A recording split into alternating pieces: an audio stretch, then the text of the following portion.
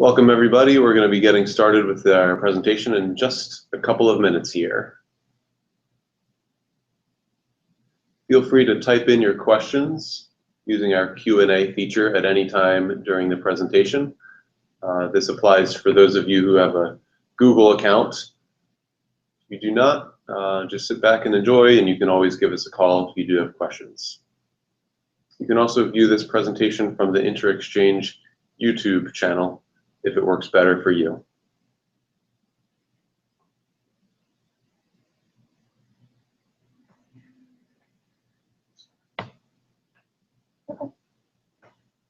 All right, so we'll go ahead and get started. Welcome everyone. This is Melissa from InterExchange, and I'm here with James, the program coordinator for our work and travel programs. We're happy you could join us here for this intro to our work and travel programs in Australia and New Zealand. When this presentation finishes, you might have some lingering questions, so shoot us a message, give us a call, and we're always happy to help. We want to make sure you have the right kind of travel experience because this could be a once-in-a-lifetime thing. So, who is InterExchange? Firstly, we're designated by the U.S. Department of State as a sponsor for exchange visitor visa programs in the U.S. So we support au pairs, career trainees, and interns, camp counselors, and participants on work travel exchanges in the U.S. from over 50 countries. We've been doing this for over 40 years, and meanwhile, more importantly for all of you, we help U.S. citizens connect with work, volunteer, and educational exchanges overseas. Who am I? I'm Melissa, the program advisor for InterExchange's Work Abroad department. I'm your point of contact for questions that come up during the first couple of weeks while you work on your application and select a program. Right next to me is James. Hey, James. Hey, Melissa. And hey, everybody. My name's James. I'm the program manager for our Working Abroad department here at InterExchange, supporting U.S. citizens who travel and work abroad. I work closely with participants after they submit their application for our Work and Travel Australia and New Zealand programs and handle any case-specific inquiries. Today, we're going to start with a short presentation going over the basics of our programs, our Work and Travel Australia and New Zealand programs, as well as a Q&A with all of you. If any point you want to shoot us your questions, feel free to go ahead and type them into the Q&A box. If you are watching through Google Events, if you're on YouTube, you won't be able to do this, but feel free to always send us an email or give us a call. And we'll look forward to hearing from you. Now today we're going to be talking about our Work and Travel Australia and Work and Travel New Zealand programs. These programs let 18 to 30-year-olds travel open-endedly in one of these countries for up to a year. What makes this visa special, however, is that you can legally take on short-term work to help you fund your travels. These are freestyle programs that allow a lot of independence.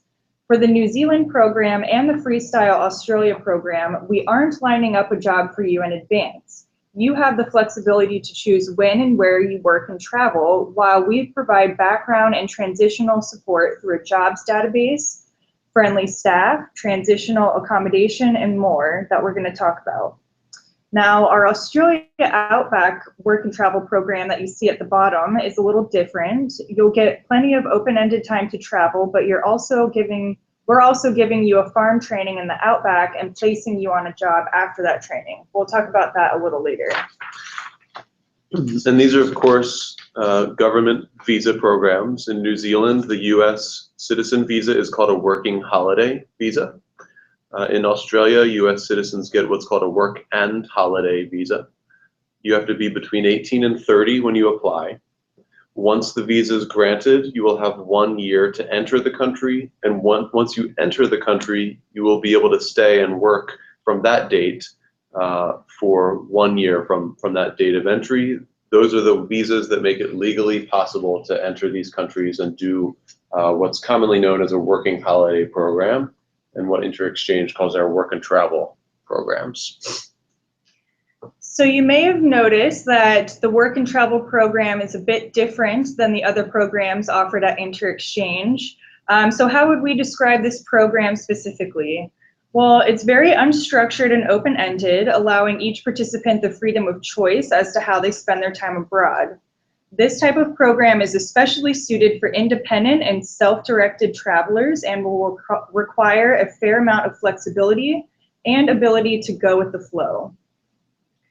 In this program, you will choose where to go, where to live, and what to do, with in-country support available anytime in the background.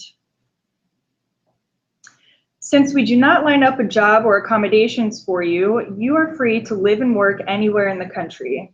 Some of you may want to stay near the city life in Sydney or Auckland for a longer period of time, while others may prefer to backpack around, moving from one town to another every few weeks. As you know by now, you will be responsible for arranging your own accommodations.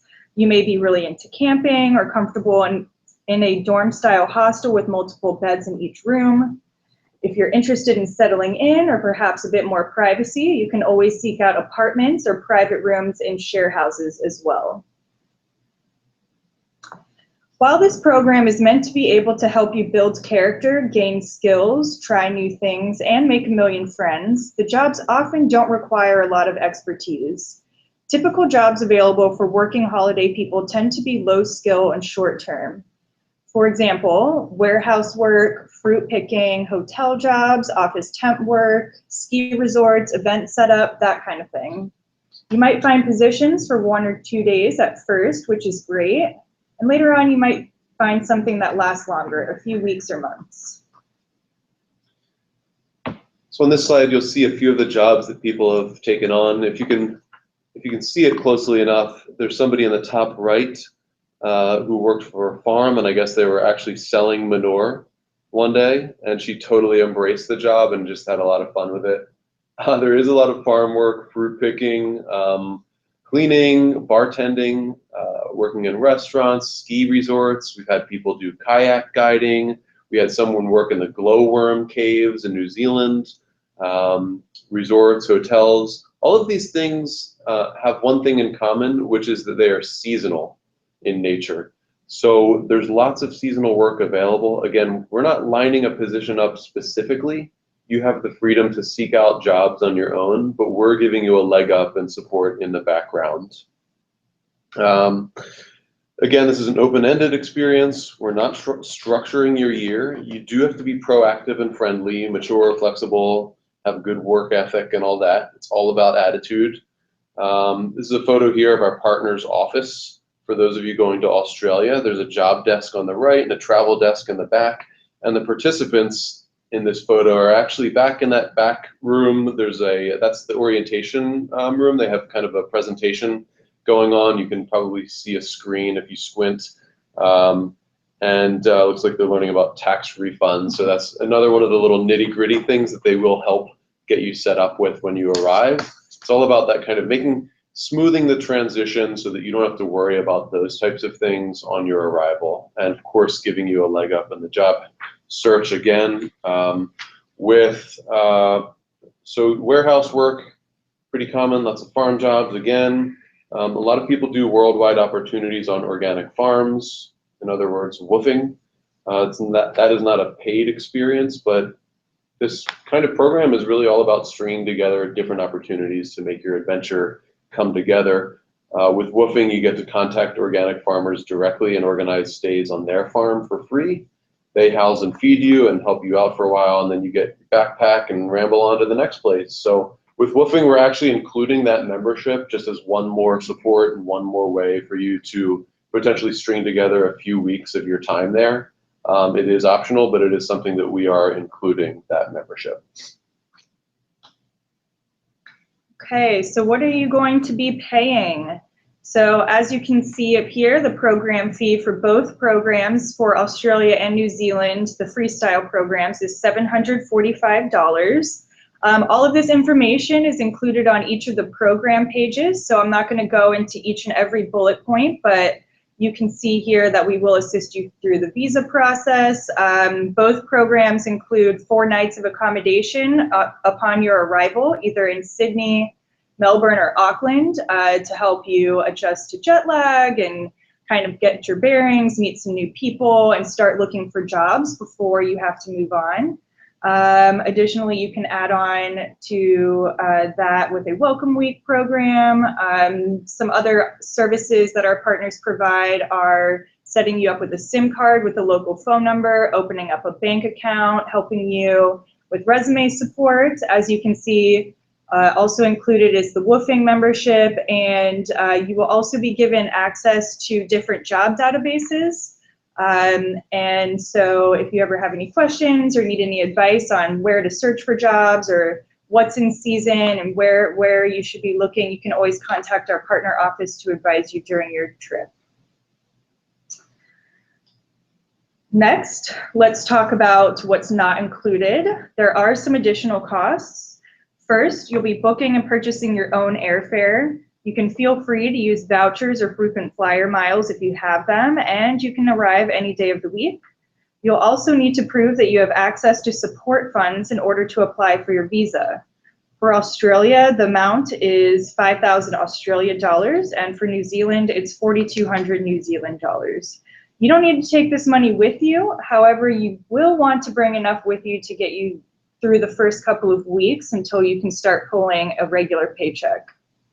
Finally, all InterExchange participants are required to purchase and maintain travel medical insurance for the entire duration of their program.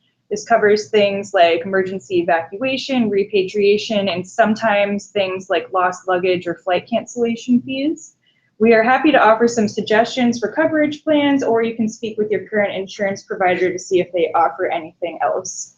Lastly, if you plan on taking jobs that will require you to serve alcohol in Australia, you will want to get certified, which is an additional cost. Great. And I just wanted to kind of add one piece to the support funds. Just to clarify, that is your money. You're not paying that. This is what you're going to find when you go to apply for your visa online. Those are the technical requirements to get your visa, is that you're basically agreeing that you'll have that much money accessible to you when you enter the country. That's really important because you might find that you have work in your first week or two. A pay cycle rolls around maybe 2 weeks later. So that means there will be some time where you aren't bringing money in, and there could be gaps between jobs. This isn't really meant to be a one-year job. Most people are really stringing together things as they go. So it's really important to have that support fund, and also just for emergencies as well. So again, this is a two-way thing. This is geared towards people who want independence and less structure, but with support. So we provide that support, but you need to be diligent and independent. This is life. You have to pay and live where you pay to live where you live. You should have savings when you arrive, and you also need to be professional with the job search. That being said, there are many short-term jobs around, and we are giving you that leg up to make sure that you do have an easier time finding work when you're there. So take the plunge. This is your life. This is an adventure. Many people don't find out about this program until it's too late. You got to make it happen while you're young, and don't let your dreams just be dreams. And we're going to talk a little bit about the Australian Outback program, and then we're actually going to get to some of these great questions that we have coming in. So stay tuned for that. With the Outback, it's a little different. It's a little less freestyle. So you're going to be on a farm. It's definitely rugged. There are horse farms, sheep and cattle stations. For this program, we are actually guaranteeing a job.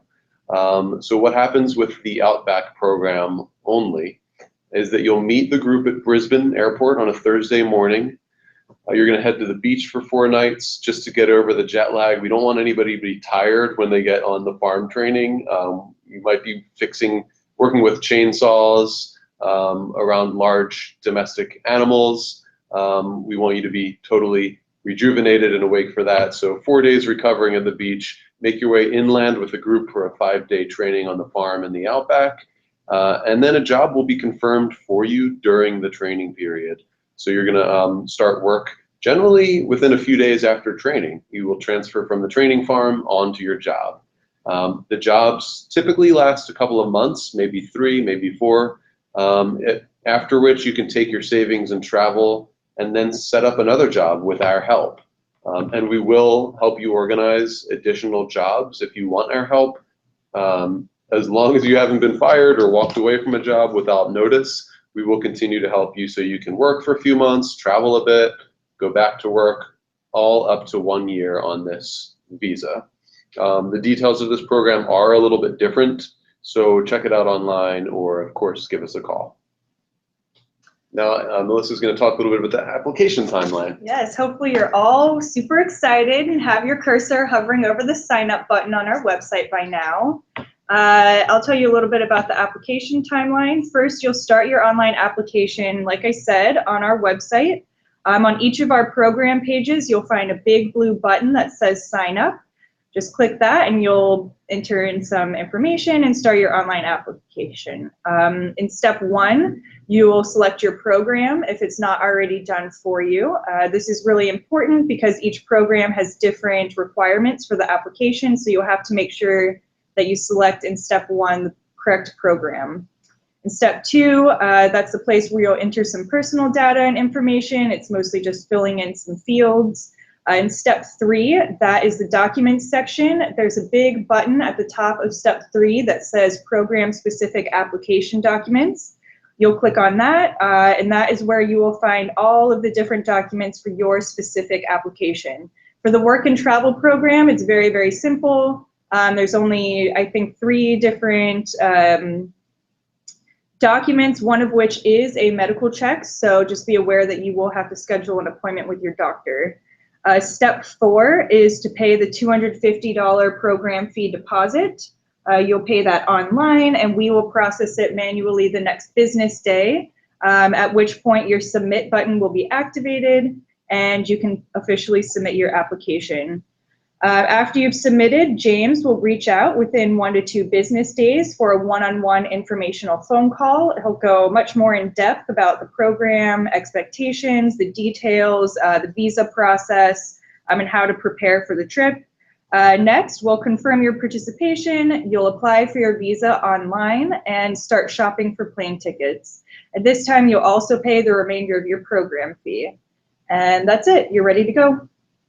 And so, as Melissa mentioned, there is at least one scheduled call. Usually that's done with me, James, but call us anytime you want. If you're working on your application and you're confused about something, or you just want to make sure the program's the right fit, we do too. So call us, as you're applying anytime. We do expect to be in touch with everybody as you go, and we try to be really responsive.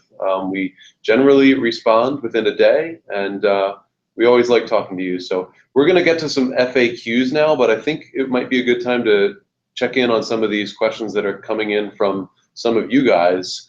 So let's see. We've got from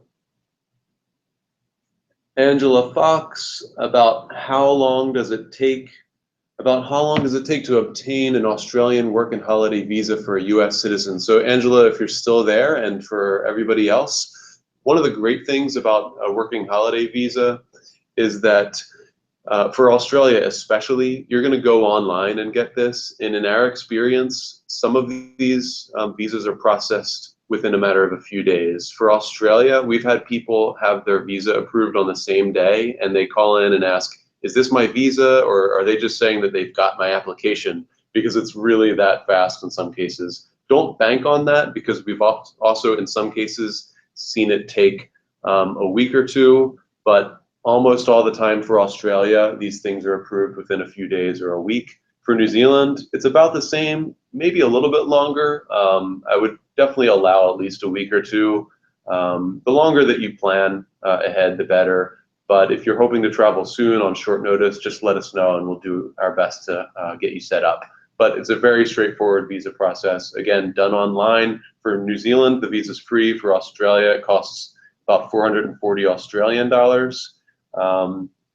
It's a pretty straightforward process, but if you do have questions as you're filling out your visa application, you can always call us as well.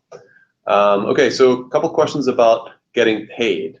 So Jenna asked about the pay for the Outback programs. For somebody who's got a very basic level of experience, hopefully you've done some manual labor, you're okay with rugged conditions, but if you don't have extensive agricultural experience and you're doing something entry level, you can still expect to get paid at least per week, 350 Australian. They're also going to be providing your housing and meals at these farms.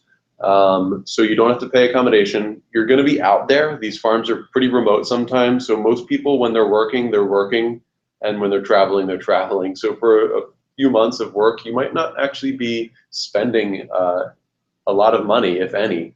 So all of that money is really coming in. So generally speaking, at least 350 Australian per week. But if you've got a good amount of experience, maybe on a horse ranch or working on farms, driving tractors, then you could definitely make more. Another question about pay, I think came in. I don't see it anymore. Well, let's go back to Jenna. Oh, here we go. Yep. So are we able to provide the average pay rates for the jobs mentioned to help us gauge how much roughly you could make weekly?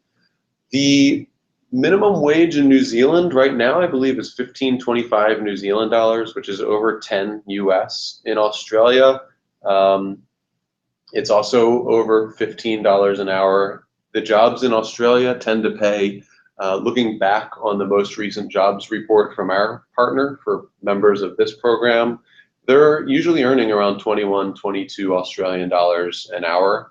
If you're in a city like Sydney or Melbourne, the cost of living is not cheap, but the money that you can earn with seasonal jobs is generally good enough to cover your in-country costs.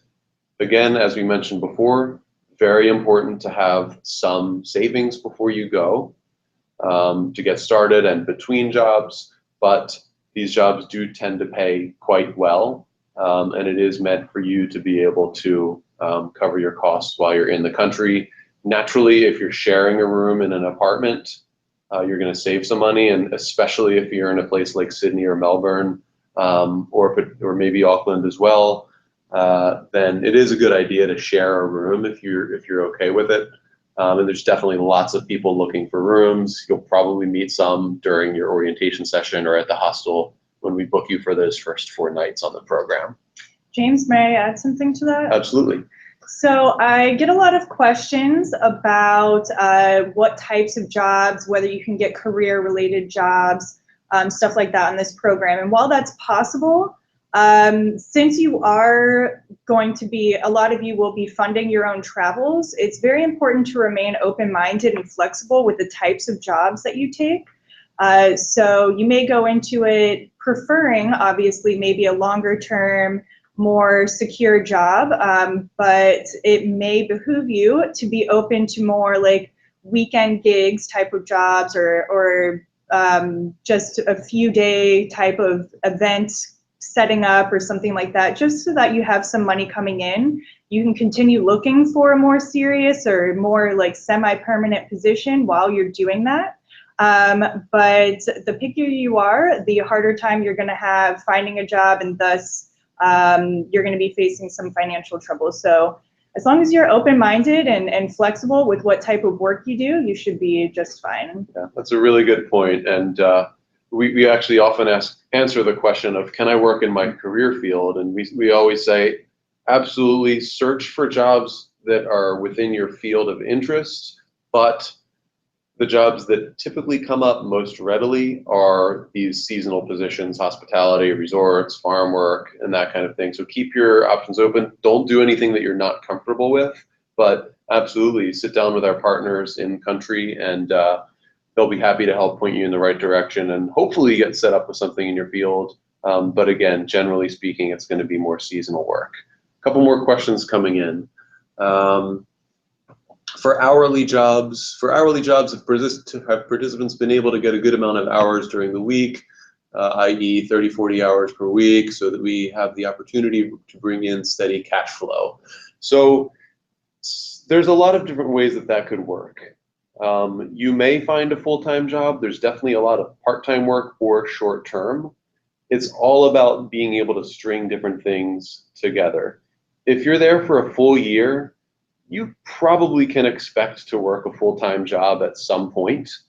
But then there's people that work a couple hours at a hostel desk in exchange for free accommodation there and get another part-time job on the side. There's people that do some work on a farm and live there for free and then work there straight for several weeks. Or you might find an office temp job. So temporary and part-time are common. You can take on multiple jobs, but again, it really depends on you and how proactive you are in the search. Expect to have some breaks, and hopefully, you're open to some part-time work. But again, most people are able to fund their in-country costs while they're there, if not save some money as well. The welcome week, Angela asks how much the welcome week costs. You will see that it's $250 extra on our website. So the total cost for the program, including the welcome week in Australia, is $995. It is not $995 additional. That's the total. So with the welcome week for Work and Travel Australia specifically, instead of 4 nights at the hostel, we're giving you 7, and then on each day throughout the week, there's some type of activity. One day they'll take the group out to the Blue Mountains to have a little hike. One day you'll do a beach walk. One day there's a barbecue. One day it's a little bit open-ended and unstructured, but there's something throughout the week each day so that you can get to know some people at the beginning. And again, that's $995 total. Part of your program fee is due when you apply, and that's $250. And then the rest is due after we've got your flight itinerary and you're confirmed in the hostel much later. Along the topic of the welcome week, can I do the welcome week orientation in Sydney and then go to Melbourne and begin working? Also, how much does the welcome week? So that's the one we answered. And then if you do want to travel to Melbourne, yes, absolutely. So in Australia, the welcome week starts in Sydney, and then after that, you're welcome to travel anywhere you want. Our partner's office in Australia is in Sydney.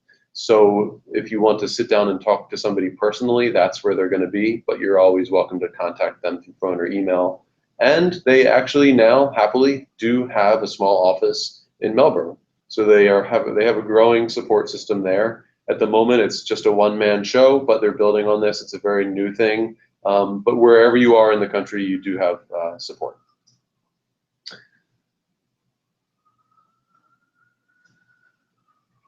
How long do most people stay? So your visa will last for up to 1 year from the time that you enter the country. I do want to note that the validity or the year validity starts counting down when you arrive in Australia or New Zealand. So it doesn't start when you receive your visa. So don't worry if you get your visa a couple of months ahead of your travel time. As far as how long people stay, it can vary. A lot of people will stay up to the full year. There's actually ways that you can extend, get a second visa through different channels. Most people stay at least 6 months just because that is the best way to absorb the culture. This is a bit of a financial investment since Australia and New Zealand are both so far away. So generally about 6 months, but you can stay up to a year. So anywhere in between there, I think is a really good duration. It depends on whether you're going back to school or things like that. So it's really up to you to choose. Absolutely, and I'd say 6 to 12 is a good amount of time. We have a lot of people that say, I'm going to start out with 6 months in mind and see how it goes. And almost everybody just gets a one-way ticket and then decides later. You could get a work and holiday visa, go to Australia, then towards the end of that, hop over to New Zealand on a working holiday. US citizens, unfortunately, cannot extend a working holiday for longer than 1 year. Citizens of other countries may be able to do that, but with US, it is really the maximum of that 1 year time. All right. Let's see, keep these questions coming because they're really good questions. From Jenna, is there much interaction between members of the program while they're in the country to have a support system, get advice from others in the program, and how their stay is going, etc.? So that's a really good question, Jenna. The majority of our participants travel solo. We do have some people who are traveling with one friend or maybe as a couple, but there's so many people that go to these countries to do a working holiday that are traveling solo, and everybody is in the same boat, wants to meet people, you know, maybe plan some travels together, maybe find somebody to share an apartment with. I mean, if you have this opportunity in life, it's going to be, by and large, a positive experience, and there's just going to be so many bright-eyed people that are really happy to get to know each other. So that's just a long way of saying it's not difficult to make friends. The orientation session that you do within your first week is about a 3-hour induction meeting. It's not meant as like icebreakers and getting to know you. It's more informational. But you're welcome to mingle afterwards and touch base with people. You can go to the office of our partner outside of orientation just to use the Wi-Fi or talk to the jobs desk. So you might find people mingling around there. When you get to the hostel in Sydney or Auckland upon arrival, you're definitely going to meet other people that are doing working holidays. Not necessarily only through our program, but there's so many people that stay in hostels doing working holidays, so not hard to make other friends. Again, if you do the welcome week, it's meant to kind of give you that built-in chance to meet a few people at the beginning. In Australia, for either country, what I always suggest is that even if you don't sign up for a welcome week kind of thing, do something structured at the beginning. Join like a beginner surf course, something that gets you outside and active, just to kind of shake off that initial anxiety and meet some other people. And there is a travel desk in both of our partners' offices in both countries, so you can actually talk to them about booking things like that if you want. Michael Gates asks, can I travel with a friend? Absolutely. You're welcome to travel and work where and when you want throughout the country. We will get you set up in the same dorm for those first 4 to 7 nights at the hostel at the beginning, and then it's really up to you to stay together and travel. So if you want to travel with somebody or a group of people, just let us know. We're happy to work with you on that. Finally, how much does it generally cost to travel? You will have to cover your airfare. You might pay $600, $500 to fly from the West Coast one way. You might pay a little more if you're organizing a domestic transfer in the US. Again, most people don't get a return ticket at the beginning. For traveling around the country, it's really going to depend on you. Some people buy a used car and sell it at the end. If you're with a friend especially, that can save money. There's definitely good train and bus systems throughout the country, so have some money for that. Again, you should be able to cover in-country costs unless you're really focused on the travel element and only want to work a little bit. But keep in mind the airfare, travel medical insurance can cost anywhere between $100 for the year and up to $400 or $500 if you get something more extensive. We can help you find a plan if you'd like. We do require that you have that. And then your visa is free for New Zealand, $440 Australia dollars for Australia. So keep those costs in mind for sure. Let's see. We have from Jenna, thanks for answering all of these questions. Do you have many people who find one apartment for their entire stay? For example, 6 months, work in one place and then travel around on the weekend? Or is it more common for the people move around? Great question. Both. If you're there for 6 months or a year and you're planning to stay in a lot of hostels and travel and backpack around a lot, that's going to get a little bit exhausting after a while. So most people probably have in mind to settle down at least for part of their program. There's tons of online listings for places that rent not for a 1-year lease. You could find them for a week or for a month, very common in these 2 countries. So if you'd like to stay somewhere for 3 months, my suggestion would be to look there or consult with our partner if you're struggling for finding a place to stay, and settle down for a little while. Take weekend trips, travel around using that as your base.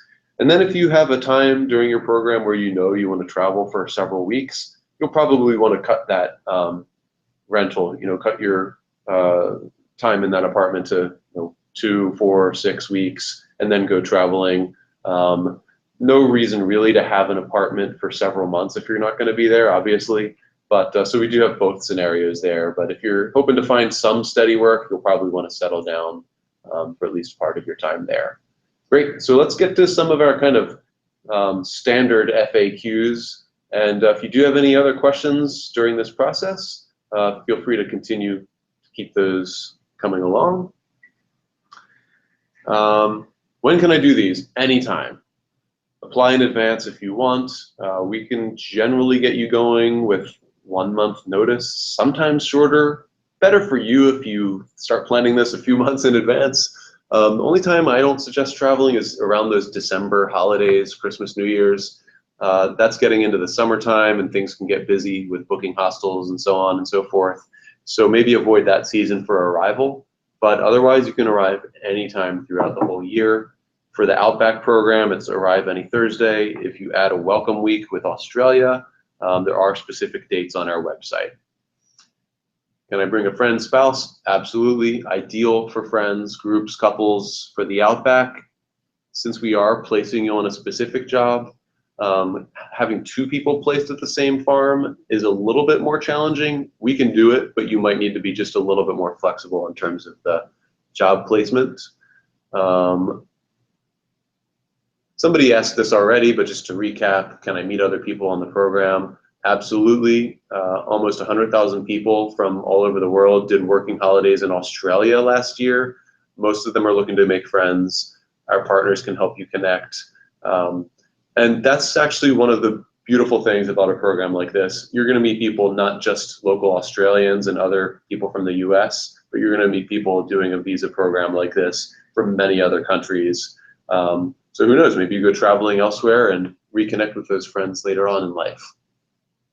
You can travel to other countries and come back. The visas that you get are considered to be multiple entry. Just make sure that you're adhering to any entry or exit requirements for those other countries that you visit while you're traveling. And of course, you can find a lot of other information on our website. One more question from Angela Fox. How much stuff should we bring? Do you recommend bringing as little as possible? Yes. You're going to pat yourself on the back if you can bring just one of those large backpacking backpacks and a carry-on for the plane. I know that that's really difficult when you're planning for up to potentially a year in the country. It's going to be a really interesting exercise in your ability to minimalize. But when you're working, say you get a job that requires that you wear a black t-shirt, go to the department store nearby and pick up a pack of them. You might have a job that has their own outfit. Plan on getting those things when you're there. I usually say bring maybe 1 or 2 formal things just to double as going out at night if you want to spruce things up, or maybe you have an interview. But you can get things there, and you're not going to want to overpack. And if you are traveling around, you're really going to be happy if you can pack light. If you do have any additional questions about packing, let us know. We can talk to you about that.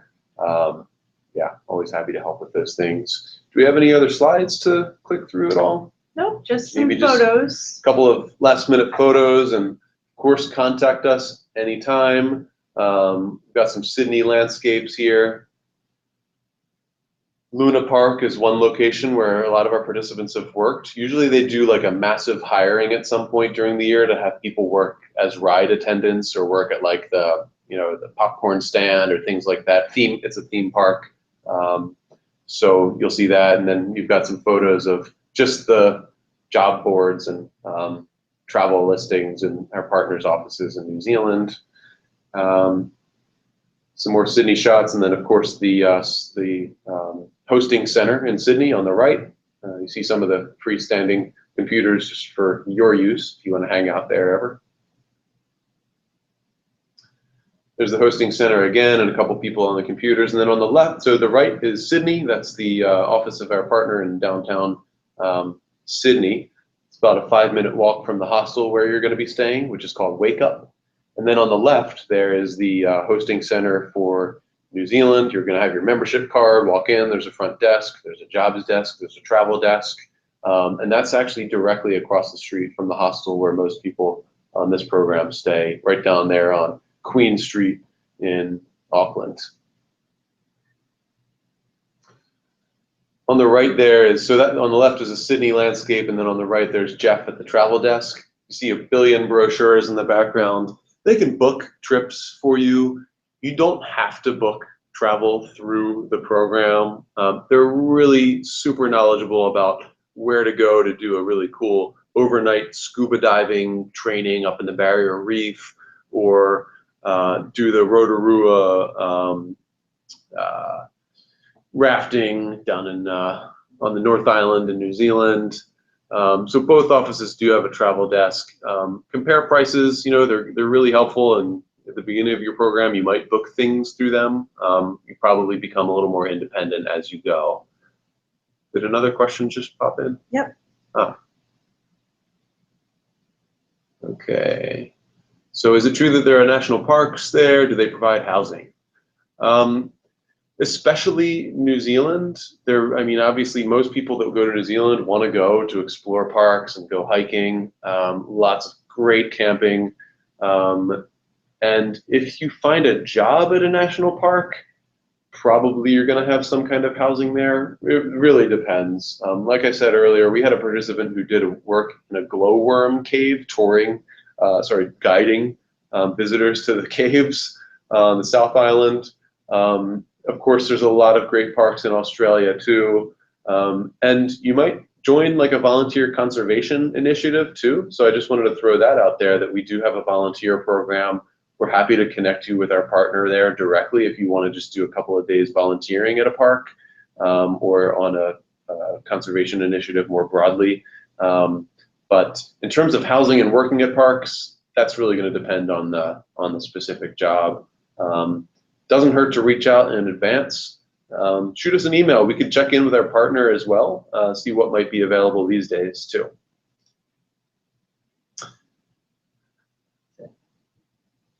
And that pretty much brings us to a close. Anything else that you wanted to add, Melissa?